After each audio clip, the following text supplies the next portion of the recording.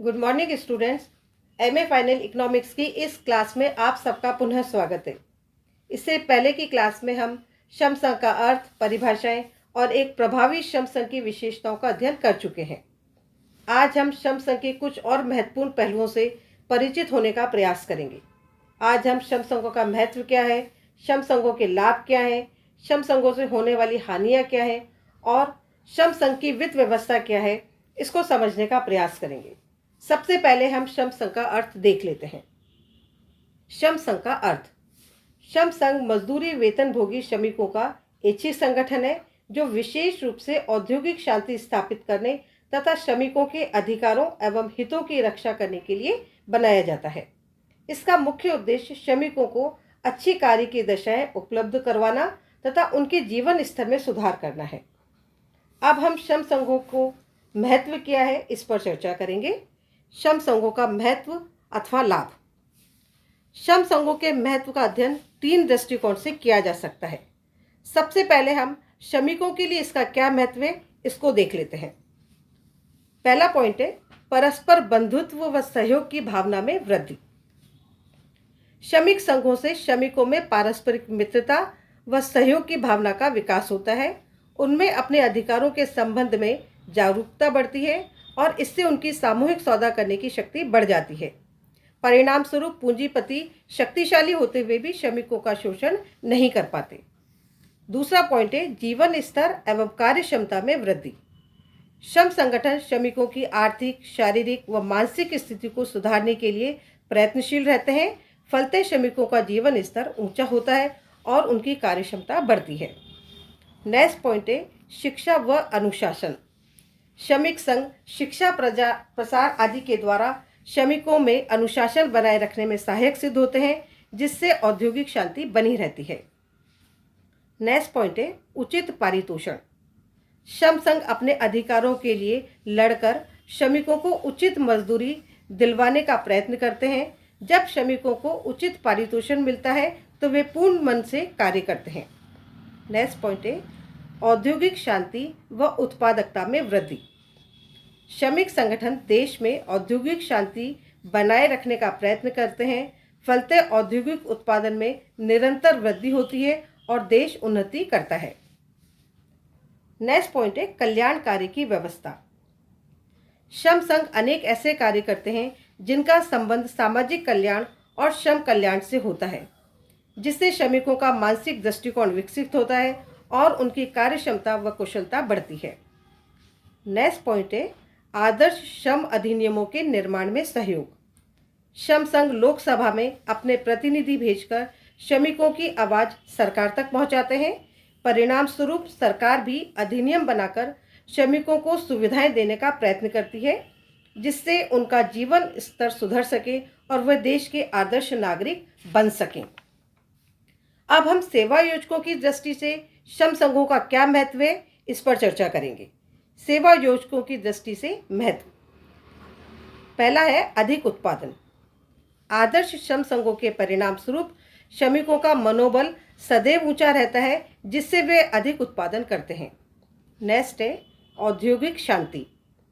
अच्छे श्रम संघ औद्योगिक शांति तथा औद्योगिक प्रजातंत्र की जड़ों को मजबूत करने में उद्योगपतियों व प्रबंधकों को सहयोग देते हैं। नेक्स्ट पॉइंट है उचित श्रम नीति। श्रम संघ प्रबंधकों को उचित श्रम नीतियों व व्यवहारों के विकास एवं क्रियान्वयन में सहयोग देते हैं। नेक्स्ट पॉइंट है अधिक लाभ।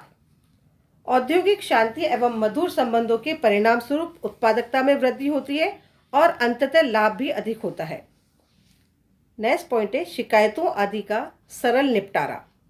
श्रम संघों के माध्यम से समझौता वार्ता आदि सुविधाजनक हो जाती हैं एवं सेवा योजक आसानी से समस्या का समाधान खोज लेते हैं।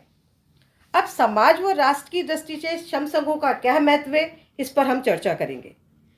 पहला है वस्तुओं की निरंतर पूर्ति। आदर्श श्रम संघ श्रमिकों को अपने कर्तव्यों के प्रति निष्ठा रखने को प्रेरित करते हैं। फलते श्रमिक हड़तालों को अंतिम शस्त्र के रूप में प्रयोग करते हैं। इससे समाज में वस्तुओं की निरंतर पूर्ति बनी रहती है। दूसरा है धन का समान वितरण। श्रम संघ का दर्शन ही असमानता को दूर करना होता है। अतः श्रमिकों को पर्याप्त व उचित वेतन दिलाकर वे धन या राष्ट्रीय लाभांश का समान वितरण संभव बनाते हैं। नेक्स्ट है औद्योगिक शांति।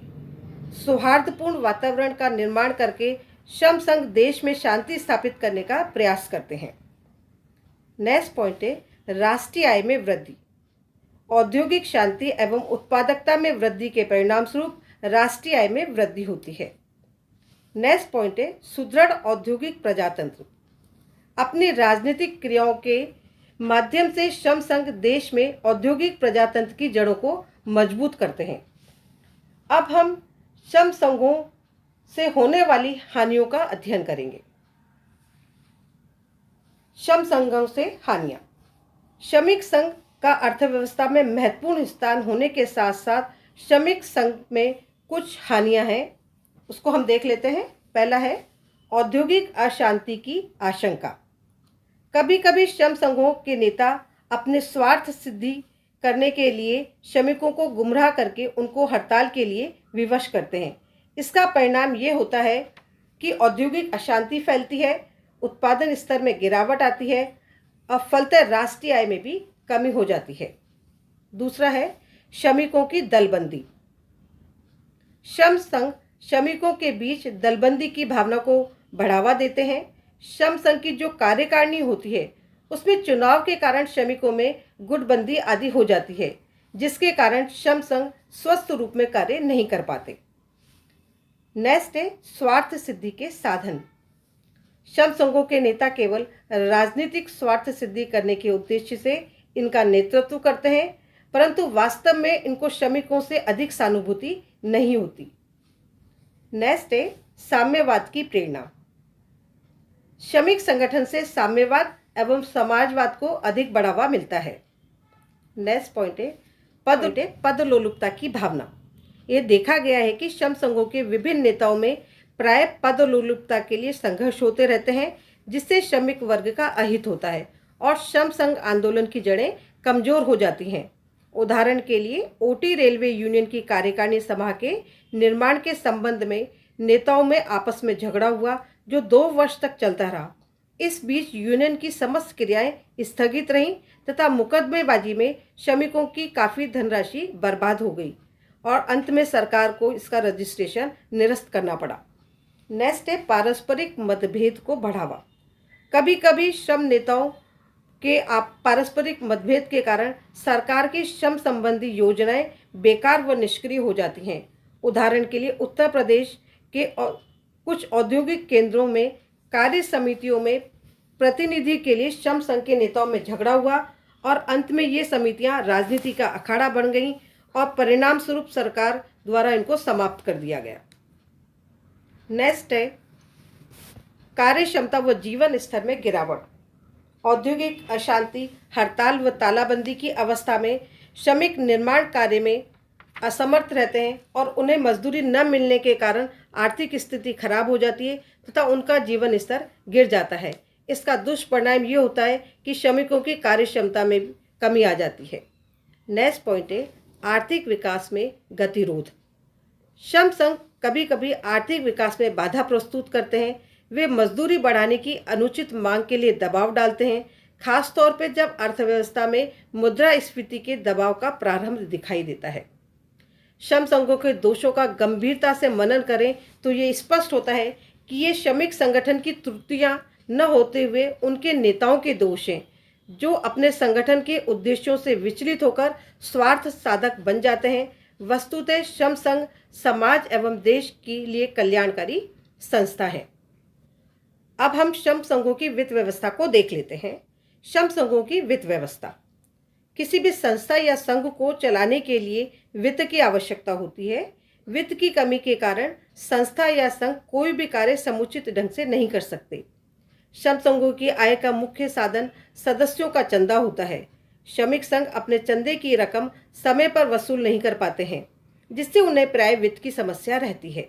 श्री अग्निहोत्री के अनुसार श्रम संघ की वित्त समस्या श्रम संघ आंदोलन की समस्या के लिए विभिन्न तत्वों में से एक महत्वपूर्ण तत्व है। सदस्यता शुल्क के अतिरिक्त श्रम संघों की आय के अन्य स्रोत उपहार, श्रम पंजिकाओं की बिक्री, विनियोग पर ब्याज तथा अन्य संग्रह आदि हैं। श्रम संघ अपने सदस्यों से समय पर शुल्क वसूल करने में असफल रहे हैं। अब हम श्रम संघों की कमजोर वित्त व्यवस्था के कारणों का अध्ययन करेंगे। पहला कारण है श्रमिकों की निर्धनता, दूसरा है कम मजदूरी, तीसरा है श्रमिकों की ऋणग्रस्तता, चौथा है शुल्क एकत्रित करने हेतु कर्मचारियों की कमी, पांचवा है औसत श्रम सदस्यों का श्रम संघ कार्यों में अनुदान दृष्टिकोण, छठा है श्रमिक संघों में कुशल संगठन की कमी, सातवां है औसत सदस्य की श्रमिक संघ कार्रवाइयों में कम रुचि लेना। राष्ट्रीय श्रम आयोग की रिपोर्ट 1969 के अनुसार श्रम संघों की आय एवं व्यय के कई वर्षों के आंकड़ों से पता चलता है कि श्रम संघों की वित्तीय स्थिति सामान्यतः कमजोर है। इसके परिणाम स्वरूप कई श्रम संघ अपने पूर्ण विकास को प्राप्त करने से पूर्व ही समाप्त हो जाते हैं। वित्तीय कोष की कमी से कई संघ अपने सदस्यों को नियमित सेवाएं देने में असमर्थ रहे हैं। प्राय श्रम संघों के व्यय में कार्यालयों पर व्यय, कर्मचारियों का वेतन, लेखांकन एवं कानूनी व्यय, विभिन्न विवाद, लाभ प्रकाशन आदि को शामिल किया जाता है। श्रम संघों के पास कल्याणकारी कार्य पर व्यय करने हेतु बहुत ही कम धनराशि बचती है, जो आज की स्थिति में पर्याप्त नहीं है। आर्थिक स्थिति सुदृढ़ होने पर ही श्रम संघ अपने सदस्यों के कल्याण एवं हितों की रक्षा आसानी से कर सकते हैं। अब हम श्रम संघों की कमजोर वित्त व्यवस्था में सुधार हेतु सुझाव को देख लेते हैं। श्रम संघों की वित्तीय स्थिति में सुधार के सुझाव। पहला है सदस्यता शुल्क में सामान्य वृद्धि की जानी चाहिए। नेक्स्ट सदस्यता शुल्क नियमित रूप से जमा होते रहें, इसके लिए समुचित व्यवस्था की जानी चाहिए। नेक्स्ट सदस्यता शुल्क यथाशीघ्र वसूल किया जाना चाहिए। नेक्स्ट श्रम संघों को अपने व्यय कम करने चाहिए और श्रमिकों तथा अन्य संस्थाओं से चंदा वसूलने के प्रयत्नों पर जोर दिया जाना चाहिए। नेक्स्ट प्रशासनिक व्यय कम करके कल्याणकारी कार्यों पर व्यय की मात्रा बढ़ानी चाहिए। नेक्स्ट हड़तालों, विवादों और कानूनी कार्रवाइयों पर व्यय का अनुपात घटाना चाहिए। ऐसा प्रयत्न करना चाहिए कि औद्योगिक शांति बनी रहे। नेक्स्ट सरकार को राष्ट्रीय श्रम संघों को वित्तीय सहायता प्रदान करनी चाहिए। राष्ट्रीय श्रम संघ आयोग 1969 में श्रम संघों को मान्यता देने की सिफारिश की है। जब श्रम संघों को सामूहिक सौदेकारी हेतु मान्यता प्रदान कर दी जाएगी तो इससे श्रमिकों को लाभ होगा तथा वे अपने संघों के प्रति वफादार होंगे। इसके परिणाम स्वरूप संघों को नियमित रूप से चंदा प्राप्त होगा, जिससे श्रम संघों की वित्तीय स्थिति में सुधार होगा। श्री अग्निहोत्री के शब्दों में संघों की सदस्यता में वृद्धि, सांस्कृतिक एवं मनोरंजन कार्यक्रमों से कोष प्राप्त करना, उपहार, विशेष कोषों का सृजन तथा अन्य उपायों के माध्यम से श्रम संघों की वित्तीय स्थिति को सुधारा जा सकता है। इस प्रकार आज हमने श्रम संघों का महत्व, श्रम संघों से होने वाली हानियां एवं श्रम संघों की वित्त व्यवस्था के अंतर्गत कमजोर वित्त व्यवस्था के कारण तथा वित्त व्यवस्था को सुधारने के लिए आवश्यक सुझावों का अध्ययन किया। अगले लेक्चर में हम औद्योगिक विवादों पर चर्चा करेंगे। थैंक यू, धन्यवाद।